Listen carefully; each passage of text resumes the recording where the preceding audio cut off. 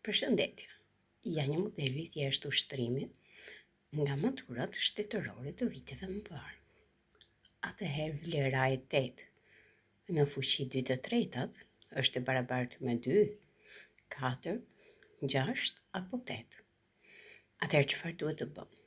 Është një ushtrim i cili mbartë më vete. Teori. Hapi i parë dhe teoria e parë është që a në fuqi m përmbi n është e barabartë me rënjën me tregues n të a në fuqi m.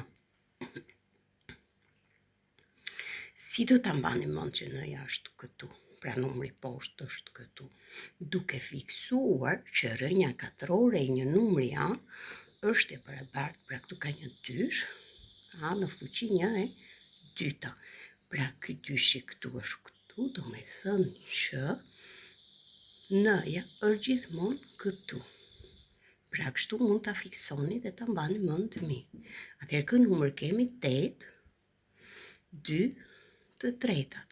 Si do shkruhet? Si rënja me tregues 3 e kujt? E 8-s në fuqi të 2. Atëherë, është e barabartë me vetë 8-a shkruhet si fuqi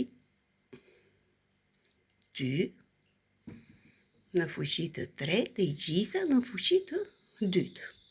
Atëherë është e barabartë me rënjën me tregues 3 të 2 në fuqi 3 herë 2. Treshi me treshin reduktohet, pra thjeshtohet, dhe mbetet pra 2 në fuqi të 2.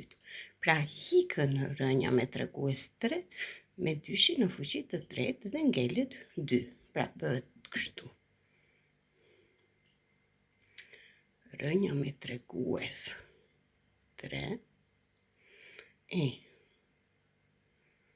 2 në fuqi të 6. Si u shkruan të ndryshe? Si 2 në fuqi 3 të 6 të tretat. 6 me 3 thjeshtohet dhe del 2 në fuqi të 2.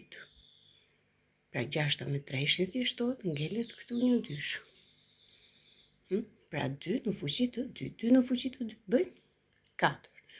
Pra 8 në fuqi 2 të tretat është e barabartë me 4. Kush është alternativa e saktë? A, B, C apo D? Atëherë shikojmë që alternativa e saktë është B. Kujdes, rrethoni vetëm shkronjën. Pra këtu keni teorinë që ne përdorëm për zgjidhjen e këtij ushtrimi. Pra nxënësi duhet të di të shndërroj shprehjen nga këtu në këtu dhe pastaj të veproj. Një mënyrë tjetër kush është? Mënyra e dytë është që 8 në fuqi 2 të tretat nxënësi ta kthej në 2 në fuqi të 3 e gjitha në fuqi 2 të tretat. Atëherë është e barabartë me kur kemi a në fuqi m e gjitha në fuqi n, m-ja me n shumëzohet a në fuqi m herë n. Atëherë treshi do shumëzohet me 2 të tretat dhe do dalë 2 në fuqi 3 që shumëzon 2 të tretat. Treshi me treshin thjeshtohet dhe del 2 në fuqi të 2. 2 në fuqi të 2 bëjnë 4. Pra ka 2 mënyra për të zgjidhur këtë ushtrim. Secili nga ju zgjedh mënyrën që i duket më e thjeshtë. Por siç e shikoni, në të dy rastet kërkohet zbatim i teorisë. Pra me vërtet mund të duket i thjeshtë si ushtrim, por kërkon zbatim të njohurive të mëdha. Faleminderit për vëmendjen dhe mirupafshim në materiale të tjera.